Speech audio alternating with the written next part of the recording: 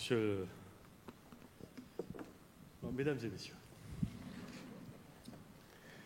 je voudrais vous faire un aveu en ouvrant ce 5e forum de l'économie positive, cette 5e édition du LH Forum. Il m'est parfois un peu difficile d'expliquer en peu de mots ce que c'est que l'économie positive.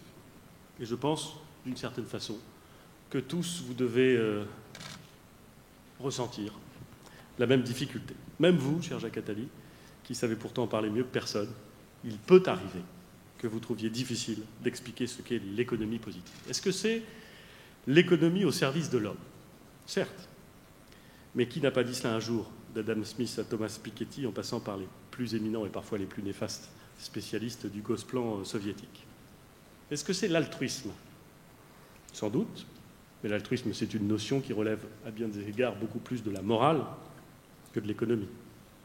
L'optimisme? La foi en l'être humain et ses possibilités? L'économie qui tiendrait compte, dans l'acte de produire, des externalités? Oui, 100 fois oui, mais on n'aura toujours pas défini exactement ce qu'est l'économie positive. Eh bien, j'ai pour ma part acquis peu à peu la conviction que l'économie positive nous parle des éléphants. Si, des éléphants. Et si vous êtes assez indulgent pour me donner un petit peu de temps, je vais essayer de vous l'expliquer avant que vous ne quittiez la salle.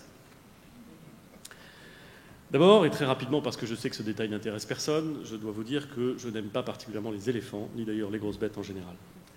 Je sais que ça n'est pas bien, que c'est même assez mal vu en société, qu'aujourd'hui il est convenu, dans une époque formidable, de dire qu'on célèbre la nature et qu'on aime tous les animaux à poil ou à plumes, mais c'est pas trop mon truc.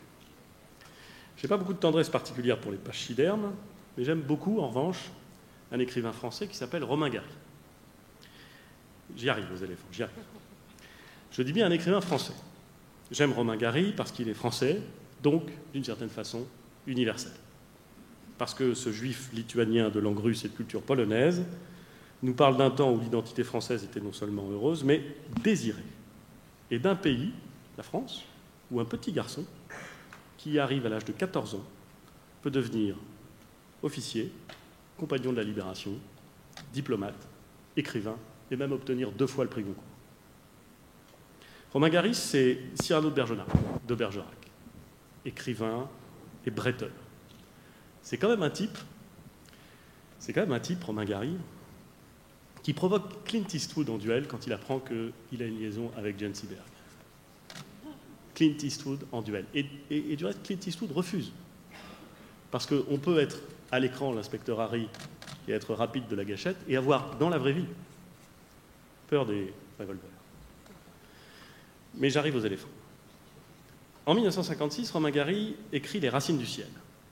Ce sera son premier Goncourt, celui qu'il a obtenu sous son nom, et qui sera adapté au cinéma en 1958 par John Huston.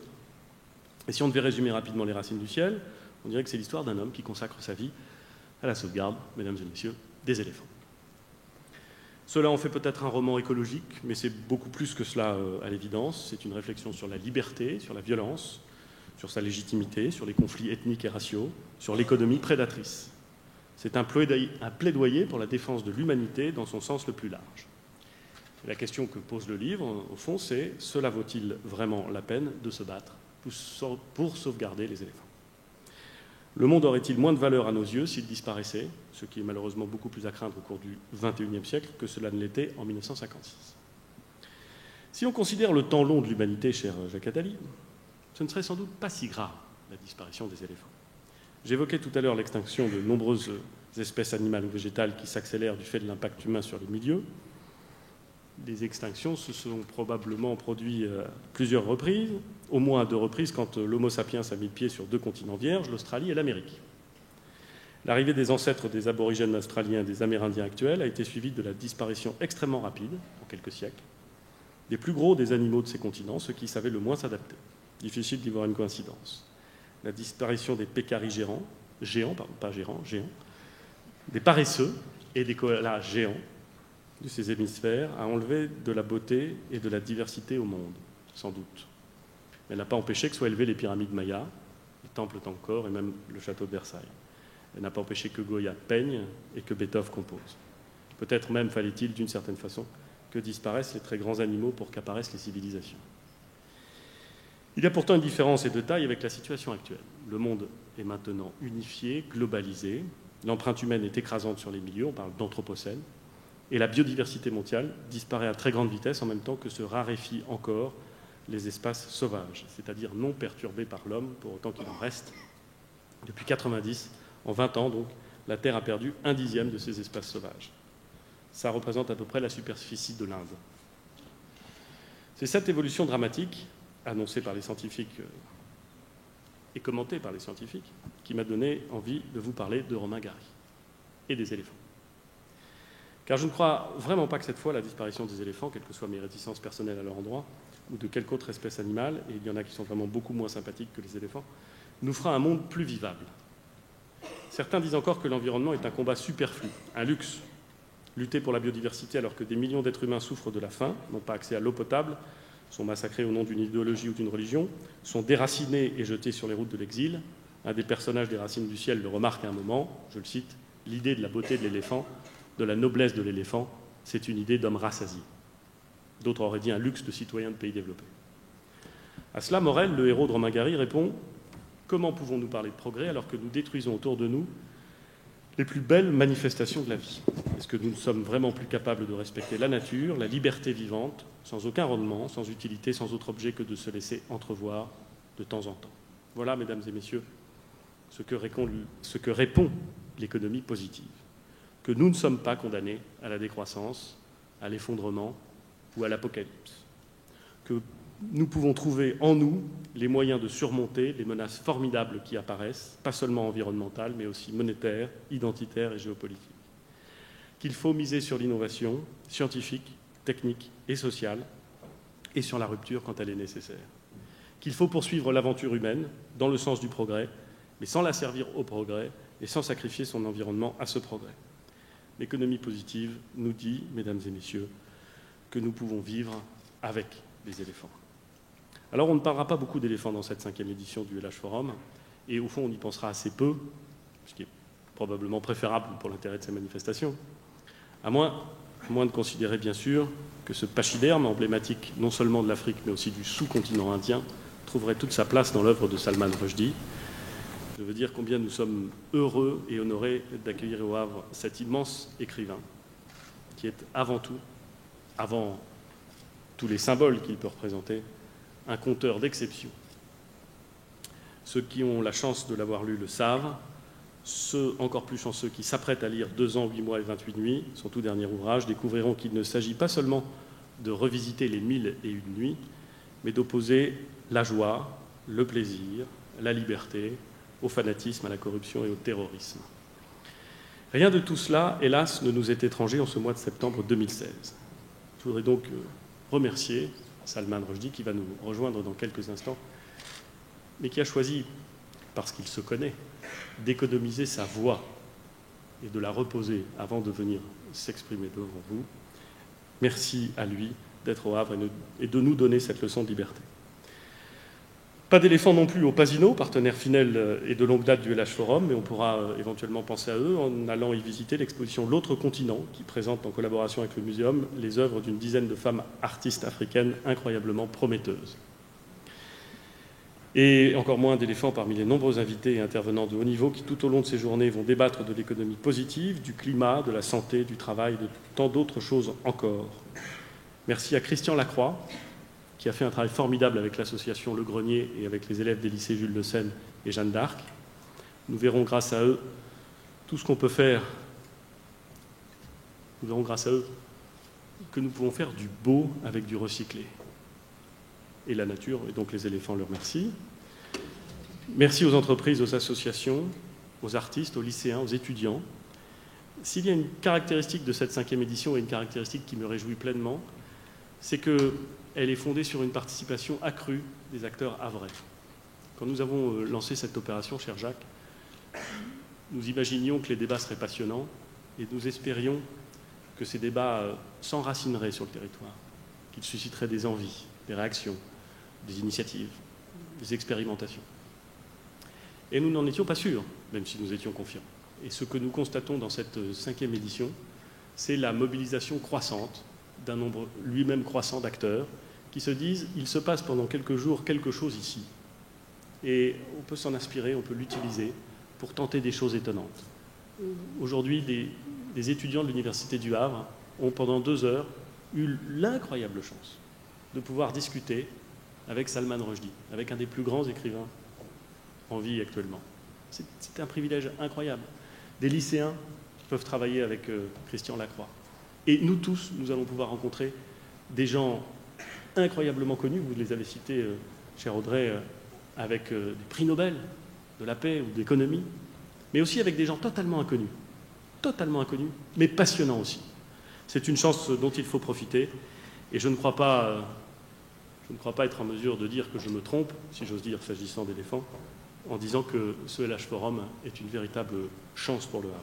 Alors, mesdames et messieurs, à vous tous qui contribuez à ce succès, à vous tous qui êtes venus écouter Salman Rushdie nous parler, je voudrais vous remercier, vous dire qu'ici nous croyons aux choses positives, nous croyons à la confiance, nous croyons à la liberté. Nous sommes heureux d'être ensemble. Merci beaucoup. Merci beaucoup. Merci beaucoup, Édouard Philippe. Alors, vous en parliez à l'instant, effectivement, le sens de tous ces mots est particulièrement important pour nous tous, notamment du mot liberté. Un forum de l'économie positive en ces temps troublés, ça peut paraître une provocation, mais c'est tout le contraire, puisque c'est parce que tout va mal qu'il faut s'attacher à ce qui va bien et à ce qui peut aller de mieux en mieux. Et c'est ce que va nous expliquer Audrey Tcherkovski, directrice générale du Forum d'économie positive que nous accueillons maintenant. Audrey.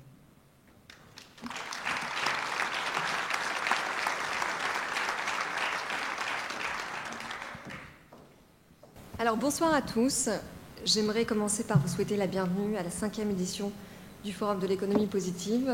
Et pour faire écho aux propos de Monsieur le maire, l'économie positive, c'est quoi ? C'est très simple. C'est l'économie qui prend en compte l'intérêt des générations futures.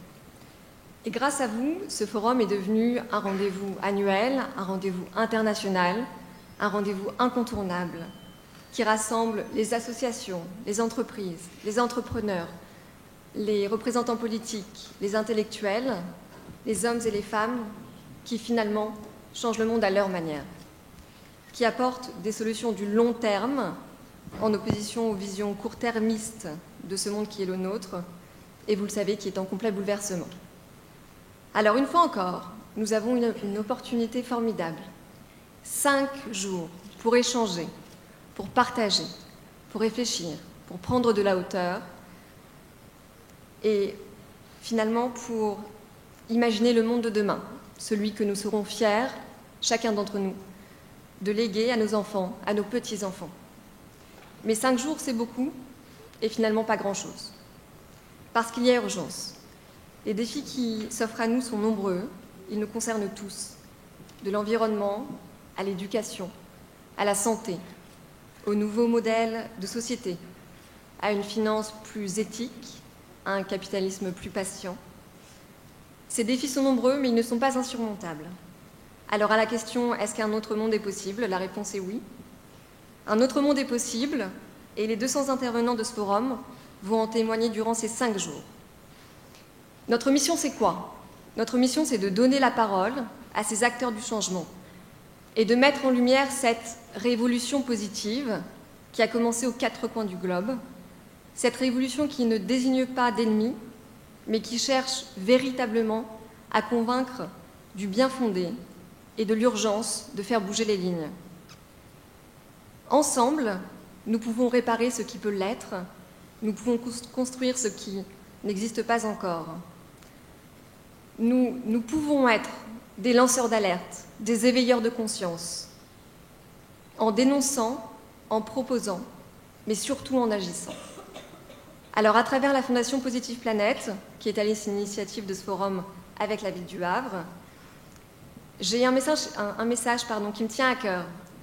Je souhaite sincèrement remercier tous ceux qui ont participé à l'élaboration, à la construction, à la mise en œuvre de ce forum. c'est une toute petite équipe qui travaille sans relâche tout au long de l'année pour nous permettre d'être là aujourd'hui. Et évidemment, je ne peux terminer ces quelques mots sans saluer celui qui déteste qu'on le salue. Mais il me semble important de penser à dire merci à ceux qui font des choses formidables. Alors, au nom de tous ceux qui travaillent pour cette fondation, je me permets, Monsieur Jacques Attali, de vous dire merci d'abord pour l'avoir créée et ensuite pour continuer à y mettre toute votre énergie. Merci beaucoup.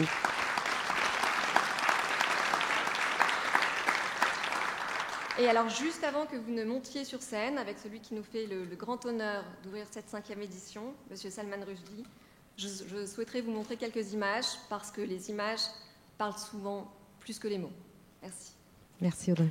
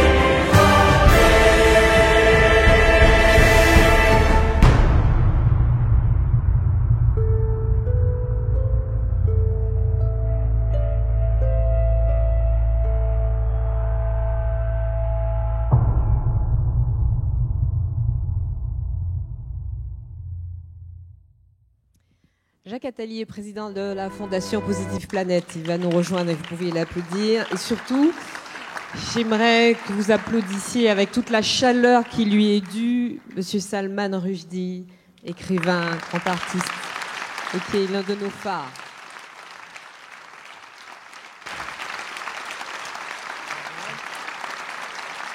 Salman Rushdie.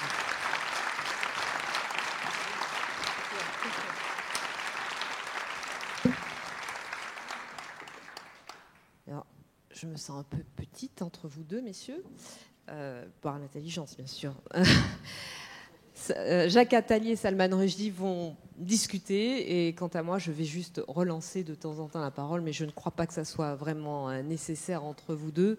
Simplement, nous accueillons ici Salman Rushdie avant tout en tant qu'écrivain, en tant que penseur, en tant que grand intellectuel, et pas vraiment en tant qu'homme politique, ce qu'il n'est pas, et un rôle dans lequel on voudrait le voir parfois. Donc on va surtout parler de création, on va surtout parler de littérature, on va surtout parler de poésie. Et peut-être voulez-vous commencer, Jacques, par répondre à une question qu'on se pose en permanence dans nos périodes justement très troublées, de savoir ce que l'art, ce que la littérature peut faire pour nous aider à faire face à la barbarie, pour avoir la force de regarder demain, comme dit le poète, et ce que l'art, ce que la création littéraire peuvent changer de façon positive dans le monde dans lequel nous sommes. Oui, je me disais que Salman Rushdie comprend un peu le français, mais il va parler en anglais. À vous, Jacques. Vous allez prendre un micro. Donc je parle français, c'est traduit, ou je parle anglais? Vous parlez français, c'est traduit. Je voudrais inscrire cette conversation dont je suis très heureux d'avoir avec Salman aujourd'hui dans le contexte général que le maire Édouard et Audrey ont tracé, c'est-à-dire celui de l'économie positive, celui de l'intérêt de travailler dans l'intérêt des générations suivantes. Rien n'est plus clairement au service des générations suivantes qu'une œuvre d'art. Et pour répondre à la question d'Audrey... On va régler le problème de traduction, apparemment. You don't hear? It's okay.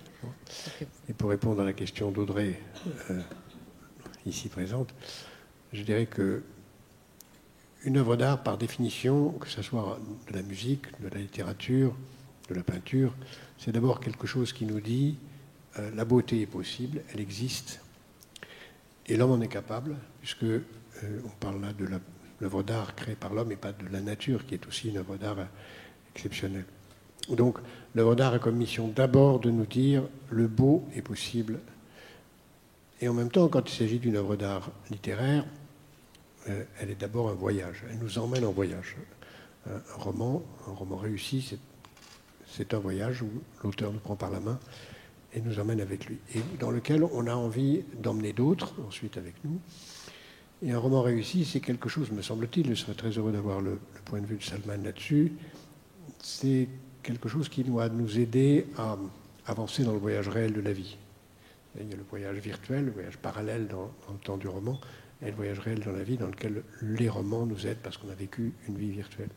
Et c'est en cela que le roman est un outil formidable d'utopie, de conscience du monde de demain, de conscience de ce qu'on doit faire pour qu'il soit meilleur, en nous montrant ce qu'il aurait pu être, ce qu'il a été, ce qu'il peut devenir. Alors je voudrais peut-être réfléchir avec Salman sur cette question. Qu'est-ce qui fait qu'un roman ou qu'un auteur reste ou disparaît et revient? Pourquoi est-ce qu'on connaît, nous en parlions tout à l'heure, le Did Ganji, mais qu'on ne connaît pas des tas d'autres livres? On parlait de Hymn to File, à mon avis aussi important que Did Ganji, mais moins connu. Pourquoi est-ce que des écrivains très anciens sont connus et d'autres ne le sont pas? Et au fond, qu'est-ce qui lui fait espérer à lui, comme à d'autres écrivains, comme nous le sommes tous quand on écrit des romans, d'espérer que dans 50 ans, 60 ans, quelqu'un ira encore tirer un livre sur une étagère pour le lire? Well, that's a very difficult question. Oui, c'est une question extrêmement difficile. En effet, même les plus grands écrivains ont eu des périodes pendant lesquelles ils ont disparu, même Shakespeare. Il fut un temps, au XVIIIe siècle, où Shakespeare n'était pas si bien considéré que cela en Angleterre. C'est la période pendant laquelle Henry Bowler, qui n'était pas un très bon écrivain, avait été engagé pour améliorer les pièces de Shakespeare en permettant qu'elles terminent mieux. Tu vois, Roméo et Juliette finissaient par découvrir que ce n'était pas nécessaire qu'ils se tuent, ou le roi Lear tombait dans les bras de sa fille et tout allait bien dans le meilleur des mondes. C'est le phénomène qu'on appelait la bowlerisation, c'est l'amélioration de Shakespeare. Ça montre que c'est arrivé même à Shakespeare, et ce n'est que depuis le 19e siècle qu'on a à nouveau reconnu la place éminente de Shakespeare, et là je pense qu'il y est pour de bon. Je crois que la littérature souffre comme tout le reste de la mode. Je connais quelques très bons écrivains, par exemple Anthony Burgess, le romancier britannique qui a vécu la plupart de sa vie à Monte-Carlo, et il a été vraiment très honoré de son vivant. Et maintenant, on ne trouve pratiquement plus aucun de ses livres, à part peut-être Orange Mécanique, mais ça c'est parce qu'il y a eu le film.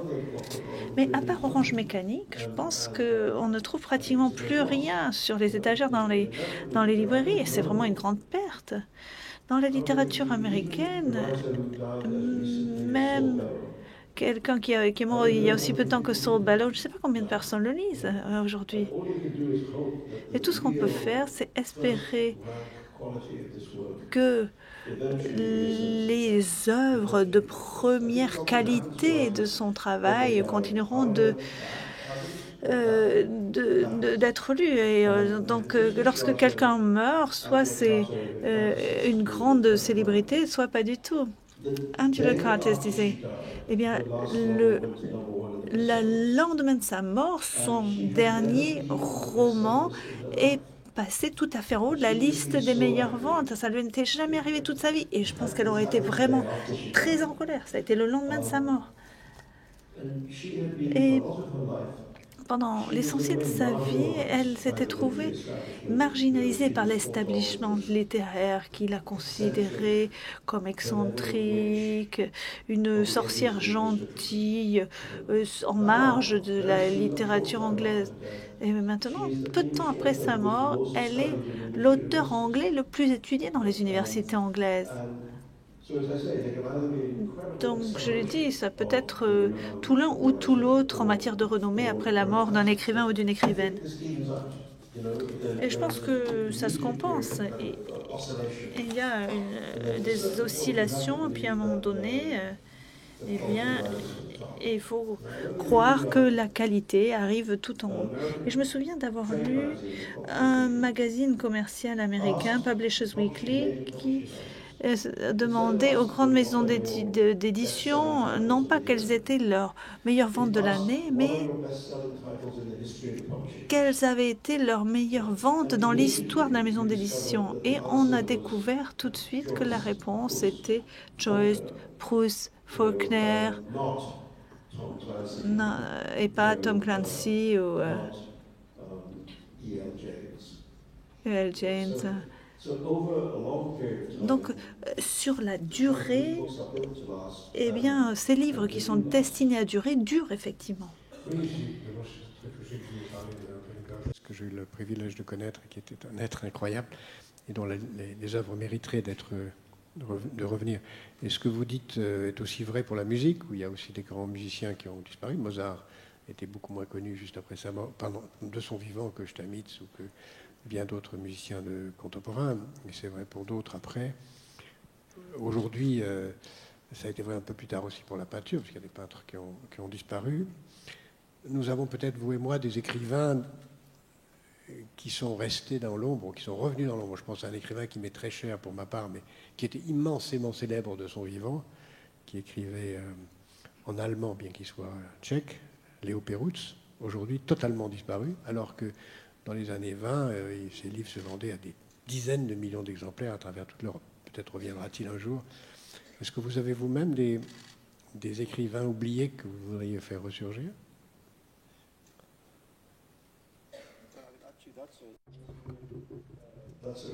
C'est un excellent exemple, effectivement, parce que l'autre écrivain tchèque qui écrivait en allemand à la même période est extrêmement bien connu. Il s'agit de Kafka.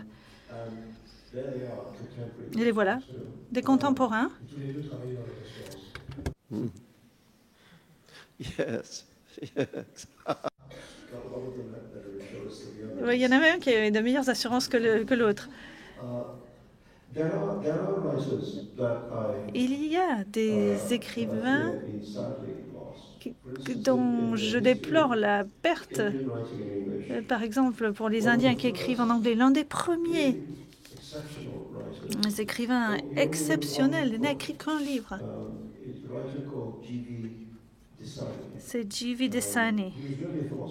C'était un philosophe, mais il a écrit un roman qui s'appelle All About H. Hatter. Il s'agit de ce métis anglo-indien, comme on dit en Inde. Il ne se passe presque rien dans le roman, mais avec une force linguistique tout à fait marquante. C'est un petit peu comme dans Laurence Sterne, cette espèce d'électricité de la langue. D'actes Sud. I want this book Yes. translated in French. Well, it's out. Ah oui, il est épuisé, je crois qu'il est même épuisé en anglais. Je ne crois pas qu'on puisse le trouver. Mais en Inde, un grand nombre de personnes contemplant la montée en force de la littérature indienne en anglais, qui est une force énorme, eh bien, remonte jusqu'à cette origine-là. C'est difficile à lire. parce qu'il ne se passe rien. Dans Yeah. la littérature française aussi. Yeah. Yes, but nothing. Oui, il ne se passe rien et c'est très intéressant. Qu'est-ce qui vous fait penser à vous que, ou plus exactement, est-ce que vous êtes... Il y a au fond plusieurs catégories d'écrivains. Il y a des écrivains qui sincèrement sont assez modestes pour dire « moi j'écris pour maintenant, pour les lecteurs d'aujourd'hui, ça ne m'intéresse pas de savoir si on lira mes livres dans un siècle ». Mais je connais qui sont sincèrement convaincus de ça. Si leur renommée disparaît, c'est pas grave. Je pense que c'est très, très difficile quand on écrit un livre. Je n'arrive pas à penser comme ça pour ma part. Je pense que écrire, c'est une façon de vouloir rester. De même que lire, c'est une façon de penser qu'on ne va pas mourir avant d'avoir lu. Quand on regarde une bibliothèque, en fait, on regarde tout le temps qu'on espère avoir parce qu'on dit on ne va pas mourir avant d'avoir lu tous ces livres. C'est une façon de conjurer la mort. Comme lecteur, on conjure la mort en voyant les livres qu'on va lire, et comme auteur, on conjure la mort en espérant rester dans ses œuvres. Vous-même, est-ce que vous êtes de cette catégorie sincèrement humble qui pense que c'est pas grave si votre œuvre disparaît après votre mort, ou vous espérez sincèrement? No, I'm.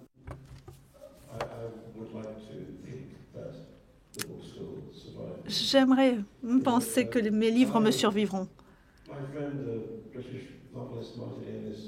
Mon ami Martin Amis avait une phrase tout à fait intéressante pour ça. Il disait « Ce qu'on espère, c'est laisser derrière soi une étagère de bouquins. De là jusque-là, c'est moi. » Et c'est un sentiment agréable. Quand je me sens parfois plein je regrette pour les jeunes auteurs qui n'ont qu'un livre encore sur l'étagère. Bon, il y a des auteurs qui ont des dizaines. Il y en a qui en ont 5 millions et 22. Mais des bons mots préférés de Woody Allen pour moi. Il y a un journaliste l'interview, il dit « Vous devez être tellement fier du fait que vous resterez vivant par votre œuvre, par vos films. » Et qui a dit « Non, moi je préférerais rester vivant dans mon appartement. » Oui, je suis du genre à penser comme lui. L'idée, c'est de vivre pour toujours. De ces écrivains qui, en permanence, sont à la recherche d'un livre qui soit au-dessus de tous ceux qu'ils ont déjà écrits. Beaucoup d'écrivains, je pense à Gabriel García Márquez par exemple, pour ne citer que lui, disaient « mais moi j'écris toujours le même livre, peu importe, no matter what the characters, peu importe le contenu des livres, c'est toujours le même et je suis toujours à la recherche de celui après lequel je me dirais j'ai écrit mon grand livre ». Est-ce que vous êtes de cette trempe d'écrivain-là ou est-ce que pour vous, voilà, chaque livre est une aventure différente?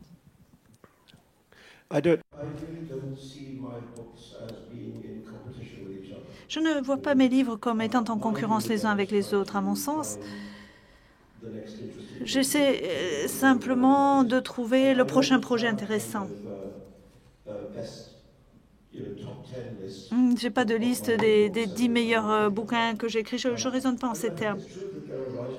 Il est vrai qu'il y a des écrivains qui écrivent de la même manière dans la langue, le ton, la forme. Et je crois que Gabriel García Márquez en fait partie. En général, quand on ouvre un livre de Gabriel García Márquez, on sait qu'on va avoir davantage de Gabriel García Márquez et c'est un plaisir. Et puis, il y a des écrivains qui varient énormément d'un livre à l'autre et je pense que j'en fais plutôt partie.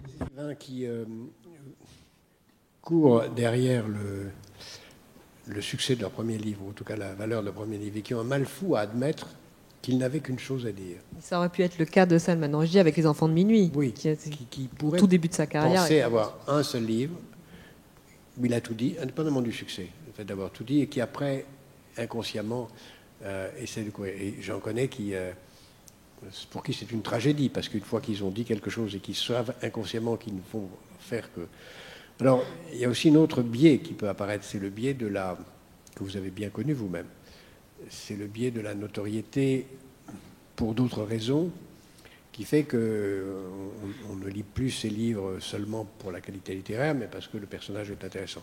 Ce qui amène d'ailleurs, je suis content que Édouard ait parlé tout à l'heure de Romain Gary, qui amène à ce grand fantasme de l'écrivain qui est de publier sous pseudonyme. Ce que Émile Ajar a fait magnifiquement, et ce que d'autres, comme Doris Lessing, ont fait moins bien, puisqu'elle a envoyé un manuscrit sous un pseudonyme qui a été refusé par tous les éditeurs, ce qui était assez humiliant.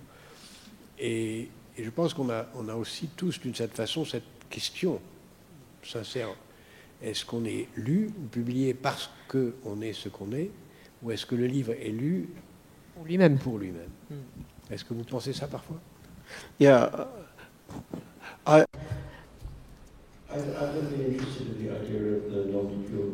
L'idée de nom de plume ne m'a jamais intéressée. Ce qui s'est passé avec Doris, et certains de ces éditeurs de longue date ont tout de suite vu clair à travers son stratagème. Il y en a un qui l'appelait en disant « Doris, t'essaies de tromper qui, en fait ?» Quand le premier bouquin a été publié, il y a eu plusieurs critiques qui ont dit « Ah ben, on dirait un mauvais Doris Lessing ». Et ce n'était pas vraiment le résultat qu'elle voulait, j'imagine. Donc je crois qu'il faut avoir le courage de défendre ses propres livres. Je pense qu'il y a un problème quand il y a un énorme succès tout au début. Après Joseph Heller et Catch-22, il a fallu des années avant de publier dessus. Après le tambour de Günter Grass, le reste de sa vie, les gens ont dit c'est pas aussi bon que le tambour. Et je pense que c'est un petit peu avec Garcia Marquez qui s'est passé après 100 ans de solitude. Une fois qu'on est arrivé en haut de l'Annapurna, ça devient difficile. Il a eu la chance parce qu'après le prix Nobel, il a publié L'amour au temps du choléra, qui a été également un grand succès. Ça lui a donné un petit peu un second souffle. Et c'est très difficile. Bon, vous parliez, quand j'ai publié Les enfants de minuit, il y en a beaucoup de gens qui m'ont dit « Mais qu'est-ce que tu vas écrire maintenant? Tu as écrit tout ce qu'il y avait à dire. » Et je me dis « Mais il y a peut-être un autre bouquin, peut-être que j'ai un autre bouquin à écrire. » Et tous ces livres plus tard, j'espère que les gens vont arrêter de dire ça. Mais je crois aussi qu'il y a quelque chose d'étrange. Quand un écrivain est vivant, il travaille, on le juge souvent sur ses dernières œuvres. Les gens disent « Ah, il n'est pas aussi bon que par le passé » ou « Il est meilleur que par le passé ». La chronologie des livres semble importante quand on est vivant, alors qu'une fois qu'on est mort, la chronologie perd son importance. Parce que dans la réalité contemporaine, malheureusement, on ne s'intéresse qu'à ce qui est neuf, nouveau. Et on a un grand risque de voir la totalité d'une œuvre disparaître parce que la seule chose qui compte, c'est le livre nouveau qui vient d'apparaître. Oui, mais si vous regardez les œuvres de Dickens, qui est-ce que ça intéresse que Bleak House soit avant David Copperfield? Personne n'y songe même. Et même avec Garcia Marquez de nos jours, je pense que la chronologie des livres n'a plus aucune signification. Le livre finit par devenir un livre sur une étagère au lieu de représenter différentes étapes de l'auteur vers sa fin. Question Jacques Attali sur votre situation particulière. Votre situation particulière, après évidemment ce qui s'est passé dans les années 90, est-ce qu'à un moment vous vous dites bon, si je n'avais pas été l'homme traqué que j'ai été, peut-être que mes livres seraient reçus différemment? Ou est-ce que vous écartez ce type de doute de votre relation? Oui, je pense que ça a été un problème, effectivement. Je pense que les gens qui lisaient mes livres, pour eux, ce n'était pas un problème. Et parmi celles et ceux qui sont plus nombreux, malheureusement, qui n'avaient pas lu mes livres, eh bien, je pense que ça a eu une incidence sur la façon dont les gens me pensaient en tant qu'écrivain. Je pense que ça a été un peu dissuasif, d'une certaine manière, parce que, étant donné que ce qui s'est passé autour des versets sataniques, c'était pas du tout rigolo, eh bien, les gens pensaient que le livre ne pouvait pas être rigolo. Et comme c'était bizarre, complexe, théologique, eh bien, les gens pensaient que le livre était bizarre et théologique. Les gens pensaient que mon écriture était influencée par la nature des attaques auxquelles je me trouvais confrontée. Il y a un grand nombre de personnes qui ont lu les versets sataniques et disent « Mais je me rendais pas compte, c'était un livre drôle ». Je voulais répondre, en fait, la façon de s'en rendre compte, c'est de le lire. Si vous le lisez, vous vous rendez compte. Mais naturellement, c'est un des livres dont on a tellement parlé sans l'avoir lu que les gens en avaient une vision complètement erronée. Et je pense que, honnêtement, que c'est encore un problème. Il y a encore des gens qui sont réticents à lire mes travaux parce qu'ils pensent que c'est blasphématoire, scandaleux, et quelque chose qui les repousse. Et donc, une des choses qui a été assez satisfaisante concernant ce livre, c'est que partout où il a été publié dans le monde, des gens, avec un air de grande surprise, ont dit « Mais c'est vraiment drôle !» Et je dis « Il me semble que tous mes livres sont un petit peu amusants. » Mais là, cette fois, tout le monde a remarqué que c'était amusant. Donc peut-être que finalement, eh bien, les gens dépassent enfin cet épisode et sont en mesure de regarder pour ses propres mérites le livre qui est sous leurs yeux. Si on veut prendre des distinctions caricaturales pour essayer de comprendre comment fonctionne le filtre du temps, c'est la distinction entre les livres qui sont les romans, qui sont écrits d'une façon narcissique, c'est-à-dire dont l'auteur, consciemment ou explicitement ou non, écrit quelque chose d'autobiographique. Ce regard d'écrire. Ce regard d'écrire. Mais parfois avec un immense chef-d'œuvre, il n'y en a pas beaucoup, mais Marcel Proust vient à l'esprit tout de suite. Puis il y a ceux qui écrivent des romans en se distanciant, n'existant pas, en étant totalement extérieurs. Personnellement, je pense que les romans narcissiques ont peu de chances de survivre, même s'ils ont plus de chances d'avoir du succès, mais moins de chances de survivre, parce que ça n'a pas d'universalité. Or, pour survivre, il faut avoir une certaine forme d'universalité. Le seul, Marcel Proust étant évidemment un contre-exemple à ce que je viens de dire, parce qu'il a atteint l'universalité dans le personnel, et au fond, d'une certaine façon, même s'il dit « je », il est très à distance de son œuvre. Although, I don't know. Je n'en sais rien. Marcel n'est pas Proust. For a start, Pour commencer, Marcel est hétérosexuel. Pas un roman narcissique ni auto.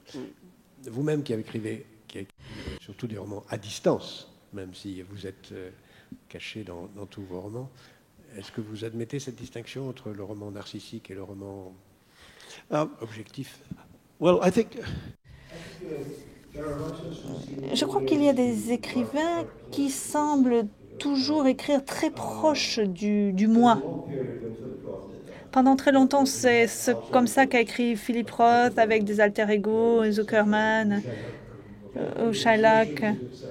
Donc des versions de lui-même, des ombres de lui-même qu'il utilisait en tant que personnage. Et je pense que il est devenu un excellent écrivain quand il a cessé cela. Donc plus tard, en fait, c'est-à-dire avec le théâtre de Sabbath, La tâche humaine, J'ai épousé un communiste, etc. Il regarde vers l'extérieur, il regarde les grands événements de sa vie, la guerre du Vietnam, le macartisme, le racisme, et il regarde l'Amérique. Et ces livres sont meilleurs que les précédents qui étaient très futés, mais qui étaient réflexifs. Dans mon cas, j'ai fait les deux, Les Enfants de minuit. Évidemment, la famille au centre de l'histoire a des traits communs avec la mienne. Mais je le disais aux étudiants cet après-midi, le moment où le livre a pris vie, c'est quand j'ai commencé à m'éloigner de la description des membres de ma famille, quand le grand-père ressemblait moins à mon grand-père et la mère moins à ma mère, lorsque, en fait, les biographies des personnages se sont radicalement écartées des miennes. J'avais un oncle qui était cinéaste, mais il ne s'est pas suicidé en sautant du toit d'un bâtiment. Il allait très bien. Et ce qui s'est passé après les versets sataniques, c'est que les gens se sont obstinés à chercher dans ce que j'écrivais des allégories de ce qui m'était arrivé. En fait, ils cherchaient des codes, ils me cherchaient dans les livres. Et j'ai été de plus en plus déterminée à n'écrire aucun livre où je serais un personnage pour qu'ils ne puissent pas m'y retrouver. Ça ne les a pas empêchés de me chercher. J'ai écrit un roman au XVIe siècle avec Machiavelli et l'empereur Akbar. Et les gens ont décidé que j'étais l'empereur Akbar. En fait, c'est pas moi, c'était lui. C'était un personnage historique. Et ça continue. Il y a des gens qui continuent de me chercher dans mes livres. Alors, je vous le dis, ici, entre nous, je n'y suis pas. Alors que vous écrivez sur les Mille et une nuits, sur Averroès, on vous interroge sur votre présence dans ce livre et le fait que le Rush soit associé à Rushdie. And of course, I'm making Oui, mais là, je fais une blague tout à fait exprès. J'utilise quelqu'un avec un nom qui ressemble beaucoup au mien, avec une expérience dans une certaine mesure qui ressemble à la mienne, même si c'est au XIIe siècle. Ce qui permet également une distance à la fiction, parce que si ce qui s'est passé au XIIe siècle ne ressemble pas à ce qui s'est passé au XXe siècle ou au XXIe. Mais encore une fois, au fur et à mesure que ce personnage se développait sur le papier, il avait de moins en moins à voir avec moi. Oui, au début, il y avait certaines similitudes, mais finalement, il est devenu un personnage du livre. C'est même pas un personnage principal, il est tout à fait secondaire. Il ne porte pas la trame du livre. Mais de manière générale, à part moi, il y a un désir, me semble-t-il, ces jours-ci, en ce moment, dans la mesure où nous avons un état d'esprit tellement éloigné de la fiction, et même les romans à succès ont un lien avec l'autofiction. Klaus Gad, Elena Ferrante, de très bons écrivains, mais ce type d'écrivain. Et donc, quand on a un livre qui est très ancré dans la fiction, mais les gens continuent de chercher la vérité cachée. Où se cache l'écrivain? Quels sont les meubles qu'il cache? Derrière quels meubles se cache-t-il? Or, il n'y est pas. Je voudrais rebondir. D'abord, par hasard, nous avons un personnage commun dans nos romans, parce que j'ai aussi écrit sur Ibn Rushd. La deuxième, c'est que vous avez évoqué le fait qu'on est dans son roman, quoi qu'il arrive. La célèbre phrase de Flaubert, qui est Madame Bovary, c'est moi. Madame Bovary, c'est moi. Donc nous sommes toujours, quand on est écrivain. Mais je voudrais rebondir sur tout à fait autre chose, partir sur tout à fait autre chose. Quand on regarde le long terme, à 50 ans devant nous, c'est-à-dire demain matin, on peut être inquiet, je ne sais pas si vous l'êtes, mais en tout cas moi je le suis, sur l'avenir même de la littérature. Il y a beaucoup de signes qui indiquent qu'après tout, le temps du roman est peut-être dépassé. D'abord, matériellement, les livres du XVIIe siècle existent encore 3 siècles plus tard, parce que la qualité du papier le permet. Les livres d'aujourd'hui n'existeront plus dans 30 ans, parce que la qualité du papier est un désastre. Ils existeront d'une façon numérique, mais encore faudra-t-il être capable de connaître les supports, et que ces supports sont encore vivants. Et on voit aujourd'hui avec les supports vidéo combien c'est extrêmement difficile d'avoir la présence encore aujourd'hui de supports vidéo d'il y a 20 ans seulement, qu'on ne sait pas encore traduire. Et puis il y a une très profonde tendance à deux choses qui vont contre la littérature. La première, c'est que s'installe une certaine forme de paresse. Lire, c'est travailler. Il y a un travail dans la lecture. Alors que voir, ce n'est pas travailler. Donc l'immense évolution vers le cinéma, qui est aussi un art, je ne dis pas cela, donne à la littérature une place qui pourrait être réduite. Compensée par le fait que comme il y a infiniment plus de gens qui savent lire aujourd'hui et que la classe moyenne mondiale est en train d'exploser, il y aura toujours ce retard à rattraper dans la littérature qui viendra de cette partie de la population de la planète. Et puis il y a une autre dimension qui est en train d'apparaître, qui commence seulement à apparaître, qui m'a beaucoup frappé récemment, ce sont les jeux vidéo. J'ai été extrêmement frappé de voir que les jeux vidéo commencent à être interprétés de façon scientifique comme étant une meilleure façon d'entrer dans un univers imaginaire, parce qu'on est aussi un acteur. Ce qui d'ailleurs renvoie à beaucoup d'autres dimensions de notre société, où on préfère être acteur que simplement spectateur, où on préfère composer de la musique plutôt que d'en écouter. Et il y a cette faiblesse du roman, structurelle dans sa nature même, qui pourrait être une façon de l'imaginer comme un art en fin de vie, comme les éléphants. Well, yeah. Alors oui, je dirais quelque chose au sujet des jeux vidéo, mais après. Tout d'abord, les livres. Bon, sur le plan physique, je ne sais pas pour vos livres, mais les miens, ils sont appuyés sur du papier assez épais, donc je pense que ça devrait aller. Vous, je sais pas, mais moi, ça va. Le problème, je crois, dans le système éducatif, parce que je me rappelle, il y a longtemps, il y a 20 ans, avoir une conversation avec Golvedar. Il était très pessimiste concernant l'avenir du roman. Il disait « Oh, c'est fini, plus personne ne lit, c'est la fin ».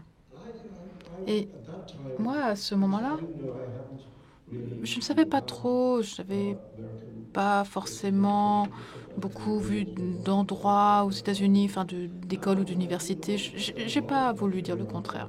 Maintenant, je suis allée beaucoup aux États-Unis, je suis allée dans de nombreuses universités, j'ai donné des cours.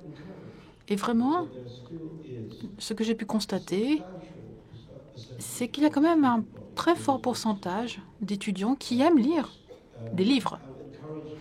Et finalement, il y a un nombre de blogs, de sites sur lesquels les gens parlent énormément des livres qu'ils aiment ou qu'ils n'aiment pas. Et ce nombre est vraiment, il se multiplie sans cesse. Donc il y a des gens qui aiment les livres. Ce qui les met en danger, c'est qu'il y a un nombre de gouvernements occidentaux qui sont tellement obsédés par le fait que l'éducation doit servir l'emploi. Les budgets sont décidés sur la base de la science, la technologie, le management. Donc, vous voyez, ces choses solides, les tuteurs, quoi. Et les humanités, les matières littéraires, eh ben, elles en font les frais. Et moi, je crois que, même dans certains cas, c'est 80% même. Alors, si dans le monde universitaire, il n'y a pas d'endroit où les gens peuvent aller à la rencontre de livres, eh bien là, on a un véritable problème. Aux États-Unis, il y a ce réseau d'universités des arts littéraires qui existe, mais pendant combien de temps encore, je ne sais pas. Et je pense que les choses seraient mieux si le monde des arts, les humanités, eh bien, si on pouvait le défendre, cet endroit où les gens apprennent à lire et à penser, à réfléchir. Pour ce qui est des jeux vidéo, je ne sais pas, en fait. Moi, je ne sais pas jouer aux jeux vidéo. Alors, quelqu'un, un jour, m'a demandé de jouer à Tomb Raider. Je n'ai même pas réussi à sortir de la première pièce. Je n'ai rien réussi à faire. Voilà. Donc, je suis resté bloqué à la porte. Mais bon, j'ai un fils de 19 ans. Donc, j'ai vu les jeux vidéo, j'ai vu des expériences dans lesquelles le joueur peut finalement écrire le jeu, décider dans quel sens aller. Et ça, je pense que c'est intéressant. Je pense que c'est une forme assez intéressante. Les jeux... Il y a un jeu qui s'appelle Assassin's Creed. Il y en a un qui s'appelle Red Dead Redemption. C'est un jeu de cow-boy. Et dans ces jeux, vous êtes le personnage et vous choisissez votre aventure, vous choisissez dans quel ordre vous voulez faire les choses. Et ça, c'est intéressant, je pense. Mais bon... L'importance de l'intelligence artificielle. On n'en est pas à la fin de la littérature, heureusement. Mais c'est vrai que dans nos pays développés, la littérature, la lecture, le plaisir de la lecture est de moins en moins présent, développé et poussé. Mais il y a un autre phénomène, justement, dans nos pays dits très avancés, c'est l'émergence de l'intelligence artificielle. Aux États-Unis, dans les studios de cinéma américains à Los Angeles, il y a des algorithmes qui crée des scénarios, qui aide les scénaristes.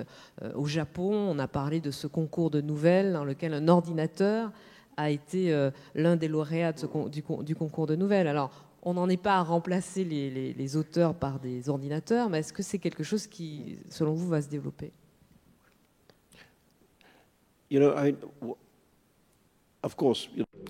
Oui, bien sûr. Ça pourrait être horrible, on pourrait tous se retrouver au chômage. Mais j'ai le sentiment que à chaque fois qu'un nouveau média, qu'un nouveau moyen a été inventé, les gens ont dit « ça va détruire les livres, les gens vont arrêter de lire ». Vous savez, la radio, les films, la télévision, tout ce qui est inventé, tout ce qui est arrivé, l'Internet également, tout ça, c'était censé détruire les livres. Et on constate que les ventes de livres continuent à augmenter. Le livre, c'est vraiment quelque chose de très sophistiqué. Donc, un livre, on peut le lire dans le bain. Effectivement, si c'est électronique, je vous déconseille de le lire dans le bain. Mais si vous laissez tomber un livre dans l'eau du bain, il ne va pas perdre ses données. Il faut juste le mettre à sécher. Mais si vous renversez votre coca sur votre ordi, à la poubelle. Vous pouvez lire un livre sur la plage, tandis que si vous essayez de lire votre Kindle sur la plage, eh bien, à cause du soleil, vous êtes ébloui. Enfin, vous n'arrivez pas à lire. Donc finalement, le livre, c'est beaucoup plus sophistiqué. C'est interactif également. On peut écrire sur le livre. Bon, alors je sais, il y a des gens qui disent on peut le faire ou on ne peut pas le faire, puis des gens qui disent qu'on peut le faire aussi sur un Kindle, mais c'est quand même pas pareil. Alors c'est une technologie vraiment sophistiquée, vous savez. Et ça a survécu, ça a surmonté tous ces défis. Je pense que la raison en est que les gens aiment tout simplement tenir un livre entre leurs mains. Ce qui se passe sur le marché maintenant, c'est que les e-books, leurs ventes descendent et les ventes des livres continuent à augmenter. Et là, le livre, à nouveau vainqueur. On y revient. Je suis tout à fait d'accord avec ça, d'autant plus que l'émergence d'une classe moyenne mondiale en Inde, en Chine, en Afrique, qui va commencer à arriver, qui va avoir un niveau de vie et un niveau d'éducation qui va changer tout. On a aujourd'hui un peu moins de 2 milliards de gens qu'on classe dans la classe moyenne. Dans moins de 15 ans, ça sera 4 milliards. Et ces gens-là, ils ont besoin de lire. Donc même si nous sommes atteints par d'autres syndromes, la lecture dans le monde n'a pas d'interdit. Mais c'est vrai qu'en effet, on s'est beaucoup trompé, comme on s'est trompé sur les conséquences de l'imprimerie. On a cru que l'imprimerie allait entraîner des conséquences qu'elle n'a pas eues. Donc on peut évidemment beaucoup se tromper. Peut-être peut-on demander à la salle s'ils ont des questions. Vous savez, en Inde, les ventes des journaux, des magazines, des livres ne cessent d'augmenter. C'est fulgurant. Alors maintenant, ça n'existait pas avant, mais il y a maintenant un véritable marché pour les livres avec qui ne sont pas des livres de poche, avec une couverture en dur. Et alors, je vous raconterai une histoire drôle. En fait, il y a un de mes amis, un écrivain indien, formidable, Skinumata, qui a écrit un livre sur Bombay. C'est une fiction, c'est formidable. Alors, il était à Bombay, et puis au feu, il y a ses enfants qui arrivent avec des piles de livres. Et ce sont que des versions piratées. Et il a vu que son livre était sur le dessus. Et l'enfant a dit des très bons livres, super bons livres. Et Suketu lui a dit, mais vous l'avez lu le livre? L'enfant dit, non, je ne l'ai pas lu, mais c'est formidable, lis-le, je te le vends. Et Suketu lui a dit, tu sais que c'est moi qui ai écrit ce livre. Et l'enfant s'est arrêté une seconde, il a réfléchi, il a dit, bon d'accord, 60 roupies alors.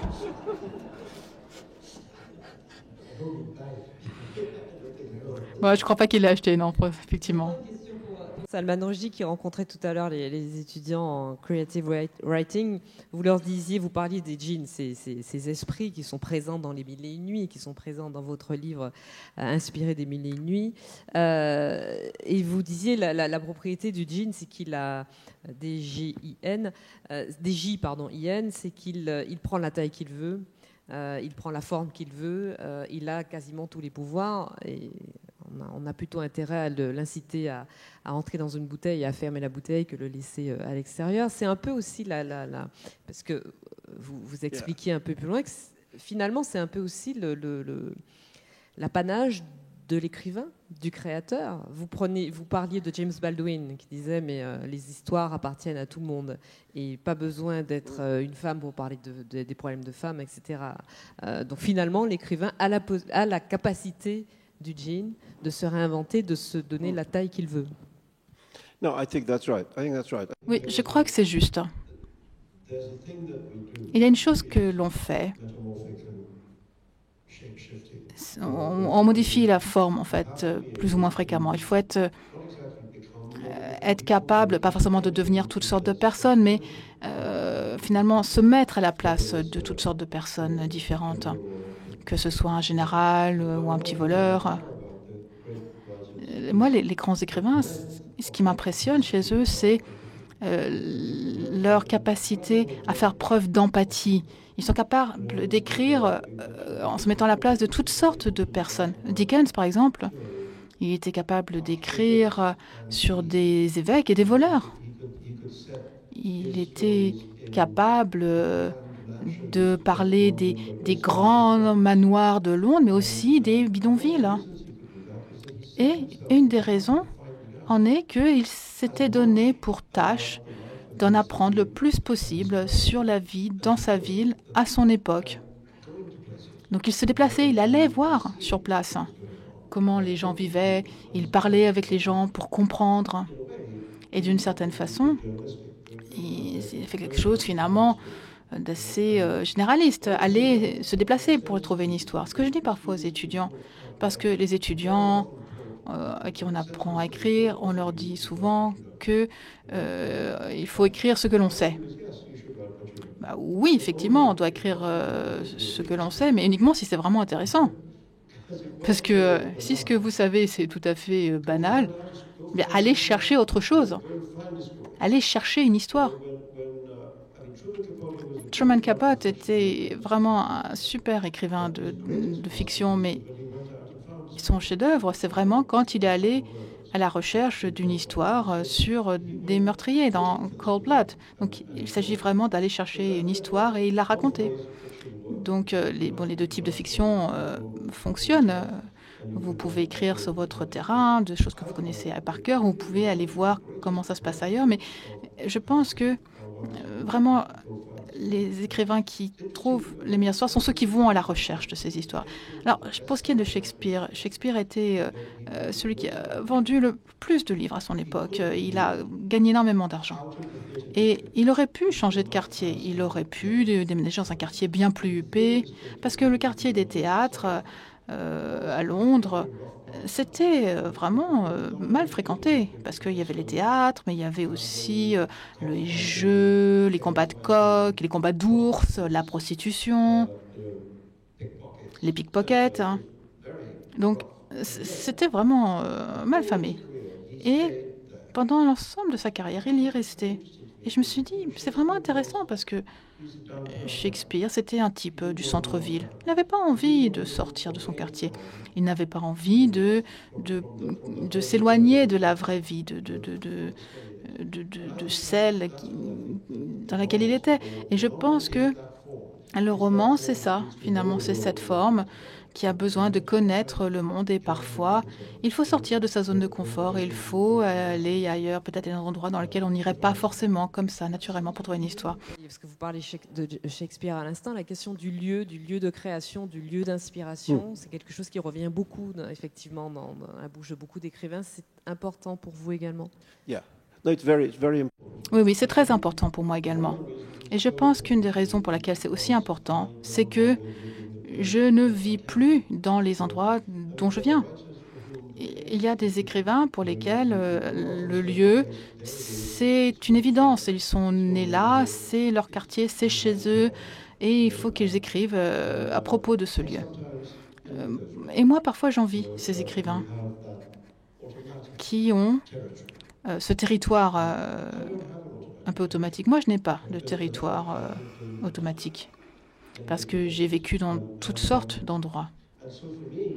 Et pour moi, l'idée de l'endroit où le lieu, où le livre se passe physiquement, c'est une question à laquelle je dois répondre avant de pouvoir faire quoi que ce soit d'autre. Parce que sinon, C'est un peu comme si on avait une voiture, les roues tournent, mais elles tournent dans le vide, en fait. Elles ne sont pas sur le sol. Alors, je réfléchis toujours énormément à cette base, si vous voulez, avant de pouvoir démarrer l'action. Alors, je ne sais pas si c'est parce que je suis un écrivain migrant, si c'est parce que j'ai vécu dans différents pays, je ne sais pas. Peut-être, c'est ce que j'ai tendance à penser, mais je n'en suis pas certain. Peut-être que c'est simplement moi.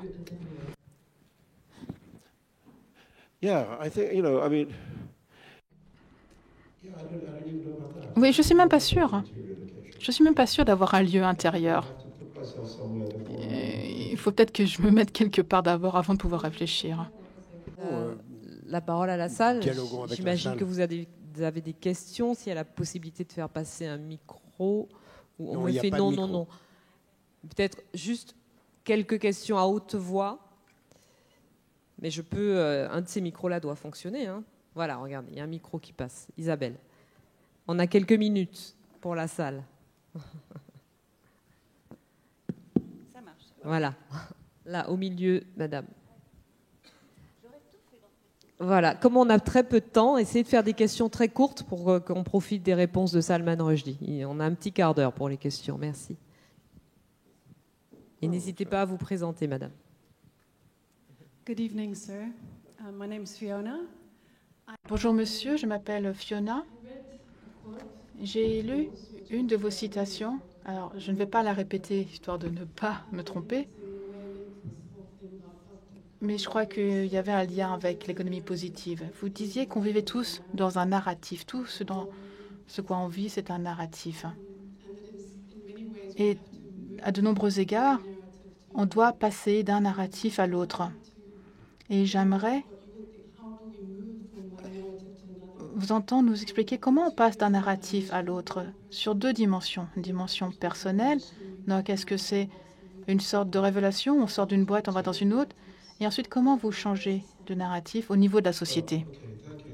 Eh bien, merci. Alors, sur le plan personnel, on peut le faire de différentes façons. Tout d'abord, on peut grandir. La façon dont on s'envisage, dont on se perçoit en tant qu'enfant, c'est différent de la façon dont on se perçoit une fois qu'on est adulte. Et l'autre façon de faire, c'est d'être davantage conscient de soi. Si on se penche sur sa vie, on est davantage en mesure d'identifier ce que l'on veut changer. Alors bon, c'est un peu comme un de ces livres qui est censé vous expliquer comment changer votre vie, mais bon. Alors maintenant, pour répondre à la deuxième partie de la question, je pense que c'est ça vraiment la valeur d'une société démocratique. C'est ça la démocratie, on se remet toujours en question. Et les gens discutent et au fur et à mesure, bien, le narratif social évolue. Il y a un moment où les États-Unis, il n'y a pas si longtemps que ça, il y avait des esclaves. Hein. Et bon, les gens se sont fâchés, se sont disputés, il y a eu une guerre. Et on en est arrivé à la conclusion que ce n'était plus acceptable. Et donc, le narratif a changé. Et même plus récemment encore, les femmes n'avaient pas le droit de vote aux États-Unis. Et là, à nouveau, dispute, et cette partie du narratif a changé. Donc, les sociétés, elles avancent en ayant ces discussions. Et pour moi, ces discussions, c'est la démocratie. Une discussion, une dispute, ça n'est jamais terminé, ça évolue, ça continue tout le temps dans toutes les sociétés. Mais le résultat, eh bien, c'est que les choses changent. Et c'est la façon dont on change le narratif de nos pays, de nos sociétés. Bon, voilà, en bref. Du point de vue social et collectif, je n'ajouterai rien à ce que Salman a dit sur la question de la narration dans le roman. Mais la narration collective est absolument fondamentale. Aucune société ne peut survivre si implicitement elle ne se rend compte pas une histoire du passé qui crée son identité, mais aussi une histoire de l'avenir parce qu'elle pense qu'elle sera toujours là pour la vivre. Une société qui n'a pas d'histoire de l'avenir, c'est intolérable parce qu'elle se sait mortelle. Alors pourquoi? Justement, c'est tout l'objet de l'économie positive. Si une société se sait mortelle, pourquoi vivre? Pourquoi investir? Pourquoi avoir des enfants? Pourquoi rien faire autre que... Donc le narratif est fondamental. Le narratif est parfois implicite parce que, et même parfois cachés, puisque nos sociétés sont sous la tyrannie du court terme, on vit dans l'instant, on est obsédé par ce qui va se passer dans la seconde qui suit, et on ne pense pas à long terme. On n'aime pas trop y penser non plus, parce que penser au long terme, c'est penser à des moments où on ne sera plus. Par exemple, je vais dire quelque chose qui va être une banalité très choquante maintenant, c'est qu'en 2095, tous ceux qui seront dans cette salle seront morts. Je pense. Peut-être pas, mais presque. Mais ce qui veut dire qu'en 2095, il y aura encore des gens qui se souviendront de notre conversation maintenant. Et qui l'auront peut-être transmis à leurs enfants, qui eux vivront jusqu'en 2150. Et donc notre conversation peut atteindre 2150. Mais pour ça, il faut que le monde existe en 2150, ce qui n'est pas certain. Donc il est très important de raconter un narratif, mais de participer, de considérer que ce narratif, c'est une architecture du futur. Et qu'on a besoin d'une architecture du futur pour ensuite construire les fondations du futur et construire l'immeuble du futur qui est l'histoire réelle. Donc en cela, le narratif est une façon de créer la réalité. C'est en cela que pourquoi j'ai toujours considéré que il y a entre le roman et la mythomanie des relations très profondes, et que la mythomanie, de façon, lorsqu'elle est légère, est une immense qualité, parce que c'est une façon de produire le réel.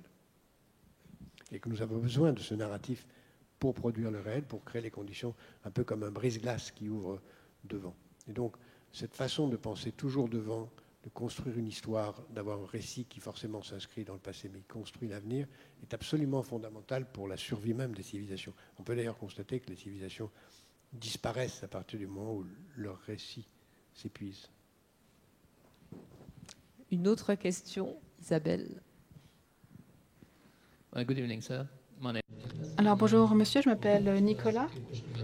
J'aimerais poser une question sur un point dont vous avez parlé tout à l'heure concernant l'économie. Vous avez parlé des universités qui passaient des savoirs universitaires aux compétences professionnelles. Il y a un phénomène qui s'est produit assez récemment. Vous savez, les safe spaces et les avertissements dans les universités afin de pouvoir préserver les étudiants des points de vue vexants, si vous voulez. Alors, surtout ces universités dans la Ivy League. Alors, est-ce que pour vous, c'est une plus grande menace pour l'avenir de la littérature ou pas? Alors, ces avertissements.